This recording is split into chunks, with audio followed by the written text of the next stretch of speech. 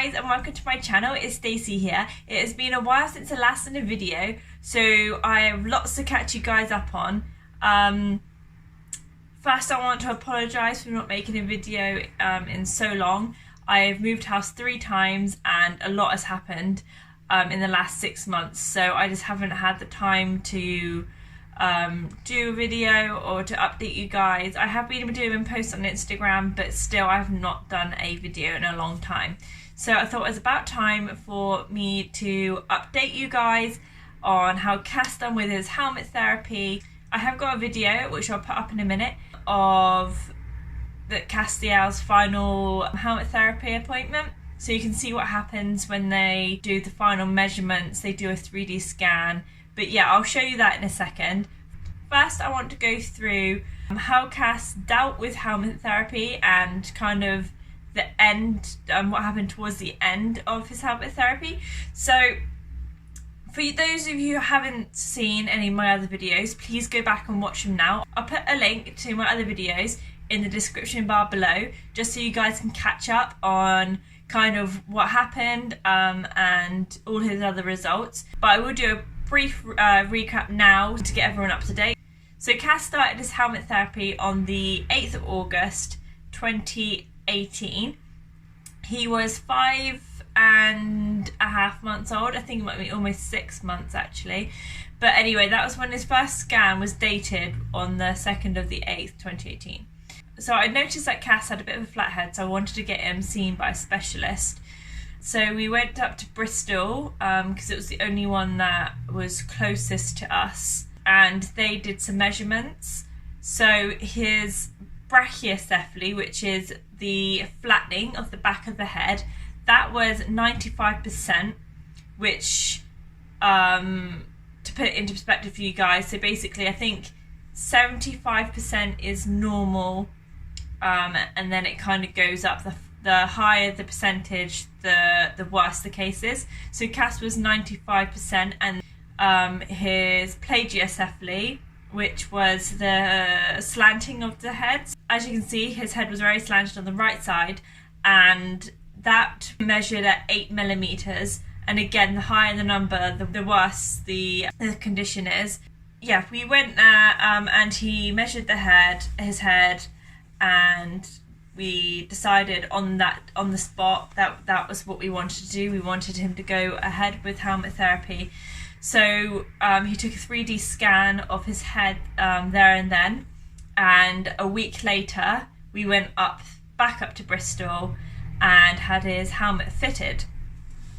So yeah, basically that's what happened. I will disclose the results of his helmet therapy in a minute. First I'll kind of go through, what happened, because for a lot of parents it's quite hard and scary not knowing kind of what the process is, how it happens, how your baby will react. I mean, every baby is different, but in my case I was quite lucky, I think, because Cass, he took to the helmet therapy quite well towards the start of it anyway. He didn't seem bothered about it. He did get sweaty and he did get heat rash from it. Again, I have mentioned this in my other videos and showed pictures of it, so if you do want to have a look at that, have a look at the link below and watch that video. But basically, yeah, he just had like some mild things, like a little bit of heat rash. He did get sweaty, but apart from that, the helmet did not affect him at all. However, towards the end of the helmet therapy, I did struggle to keep his helmet on. So he became more and more aware of the fact that he has a helmet on. He knew how to undo the helmet. He had seen me, undoing the strap quite often and then putting it back on. So he was learning from that process, like from the constant repetition of me doing that. He was just learning how to take it on and off. So that became a pain. Towards the end of the helmet therapy, I actually had to duct tape his helmet on his head. Not actually like around it, but as you can see in the photo, you can see that I've actually had to duct tape the strap down, because he did keep on taking the strap off when he went to bed, and then he would throw out his cot. From 10 months onwards, keeping that helmet on him was really, really tough. And it got to a point, I think it was about a month before his helmet was actually taken off, he was actually just pulling it off over his head.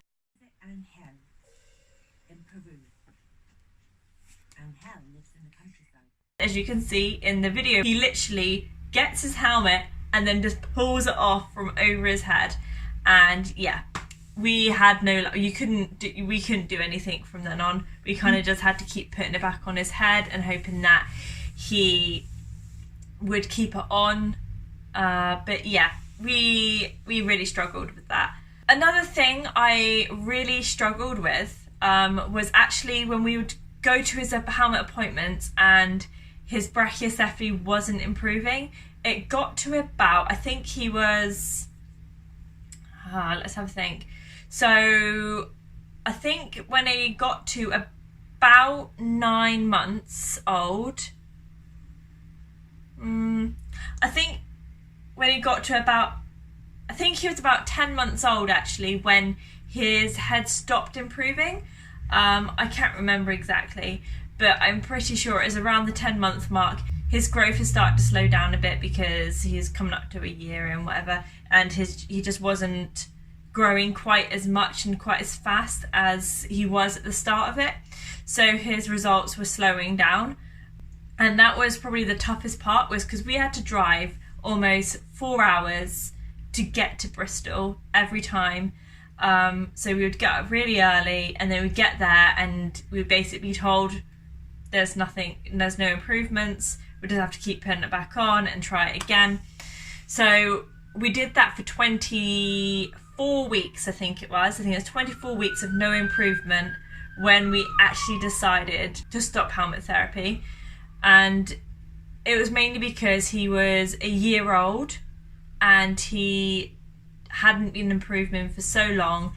We couldn't afford the petrol to keep going back up to Bristol, so we just decided that the helmet therapy probably had come to an end on its own. And also the specialists thought the same, really, because he had grown so much in the first part that he had improved more than what we could have thought he would have improved anyway. We were so happy with the results. He wasn't keeping the helmet on anymore, and it just wasn't happening. His head was so stubborn, so we just decided that it just wasn't worth the stress and the money to keep going up there. So yeah, the helmet therapy came to an end. It was kind of just a conclusion of what the therapist thought, we thought, and we just decided, yeah, that's it, we'll stop it when I think he was a year and 8 days old. And we were just like, no, that's it, we're done. And yeah, it was so worth it though. I can't actually recommend getting helmet therapy enough. It is an expense, I'm not gonna lie, it was very expensive to do. But we were blessed with a family that managed to help us out with the money. We wouldn't have been able to do it ourselves. But it has made such an improvement that I just can't recommend it enough. If you are kind of umming and ahhing about, you know, should I start helmet therapy or not, and you do have the funds and you can do it, I would just do it. It seriously changed his whole entire appearance. His forehead was a lot more protruded than it was supposed to. His eye was a little bit bigger than it was supposed to be because of the misshapen, because his head was misshapen. It's just improved everything so much. And I don't want to sound like appearance is everything. And, you know, if I didn't think that children would bully him when he went to school, I wouldn't have probably done it. I'm not going to lie, because it wasn't affecting his health or anything. However, all I could think about was when he goes to school, that he's going to get bullied because of his head. And, you know, I know appearance isn't everything, but really, when it comes to school life and everything, and, you know, fitting in, children are horrible. You know, he he probably would be bullied quite a lot because his head was so flat.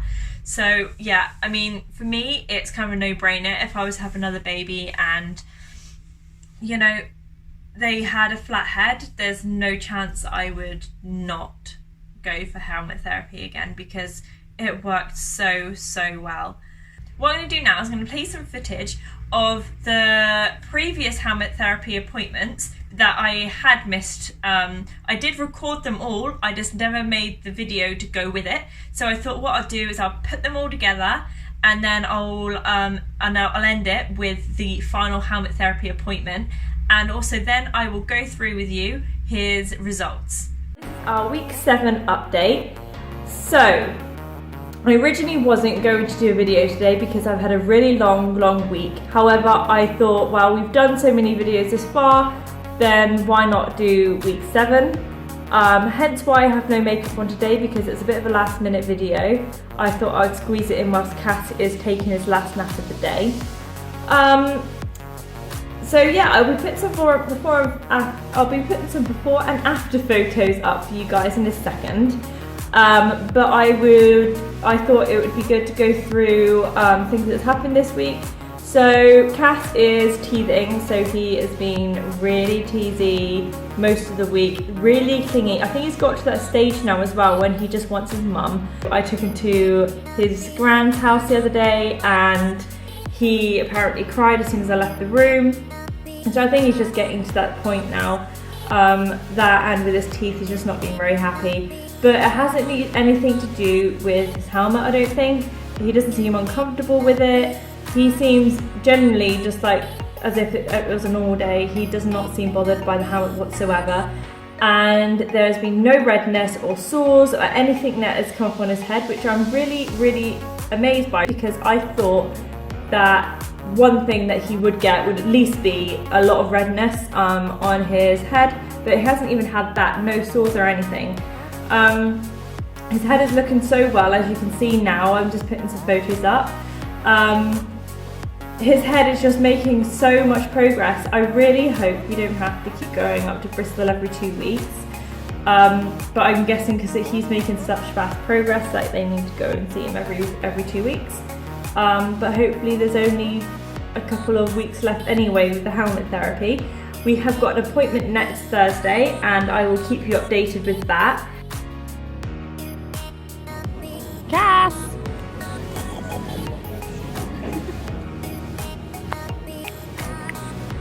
Baby! Baby! Yeah, you're so cute!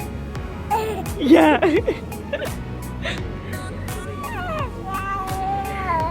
Banana wafer for breakfast! Yum yum! Say hello! We're in Bristol! I have an umbrella in my bag. Yay! Yay!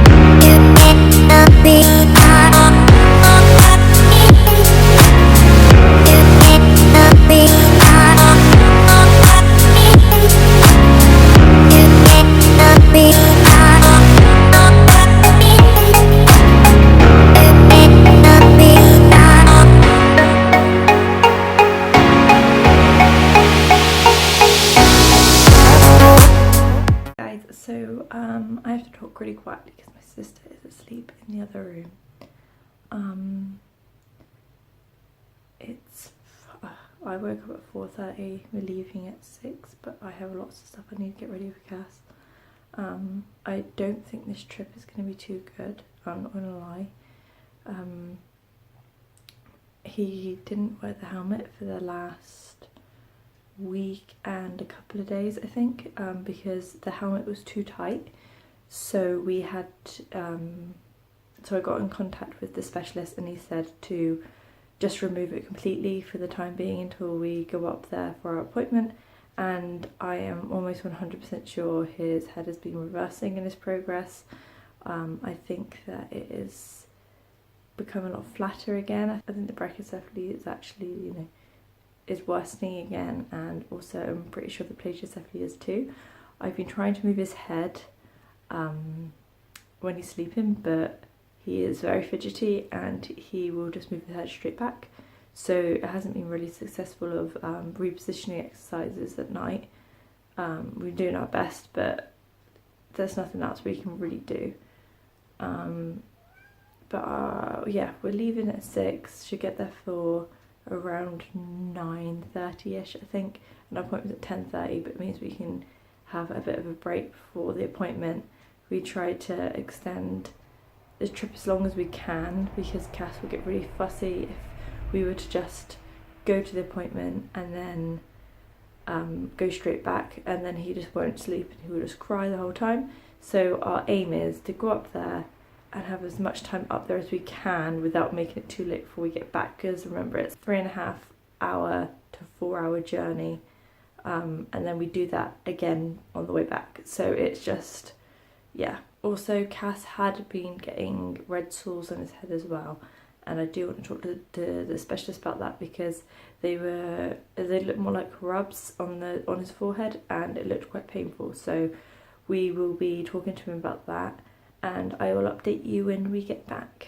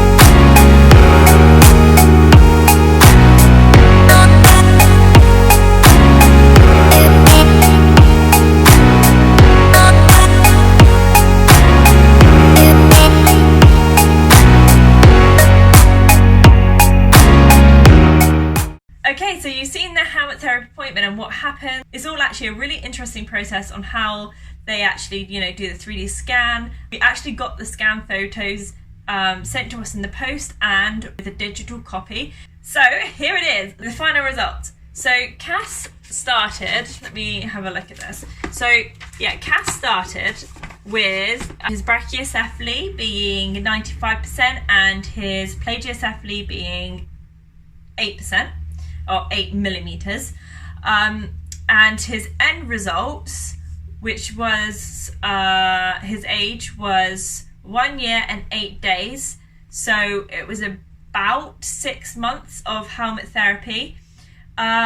His final results are 88%, which is in the normal category of the head shape, and his plagiocephaly, which I cannot actually believe, is now 2 millimeters, and he started off at 8 millimeters. So yeah, it's gone down a lot. But yeah, like I said, this helmet therapy was probably the best thing that I could have thought of doing. If I had just listened to the physiotherapist that I went to see and done the sleeping exercises, I don't think I would have got the results that I got today. So when Cass did sleep without his helmet, his head actually seemed to be flatter the next day. And I know that sounds really stupid, but Cass actually wasn't allowed to wear his helmet for, I think it was about 10 days before Christmas, because he was getting these really bad rashes on his head. And they weren't like blistering or anything, but we were just told, you know, leave it calm down and then put the helmet back on like 10 days later. But that's what we did. And after the 10 days, we went up to Bristol and his results had gone backwards. So he had actually, from sleeping in the positions that we were told to by the physiotherapist, it actually worsened his condition. So, you know, I'm not saying it's definitely the way you're sleeping, but I'm just saying that the helmet therapy, in my eyes, works a lot better than the physiotherapy. But then I don't know, I can't say that for definite. Like, I can't say if he had done not had helmet therapy that it wouldn't have had the same results. I can't say that for definite because, you know, he did have helmet therapy. But in my eyes, it was the best thing we done. So here I'm just going to put in the before and after images.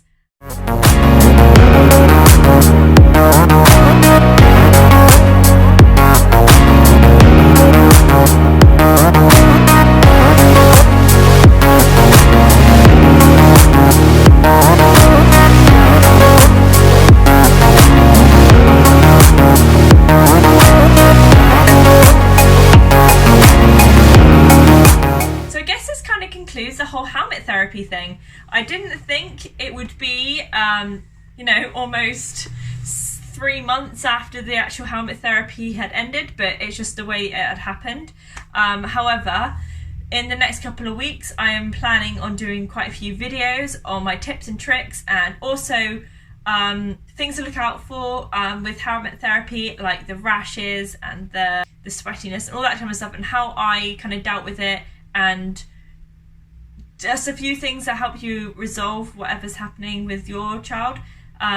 Obviously, if it gets bad, then contact your doctor or the specialist that you're seeing. However, if you have got any of the things that I will go through, it might just put your mind at ease, because I didn't really have that option with Cass, so I'd really want to share that with everyone else.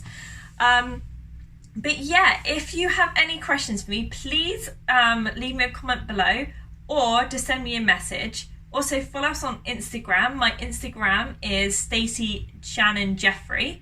But yeah, I'd love to know what you guys think. And if you want to see more videos like this, then please like and subscribe. And I will be back next week.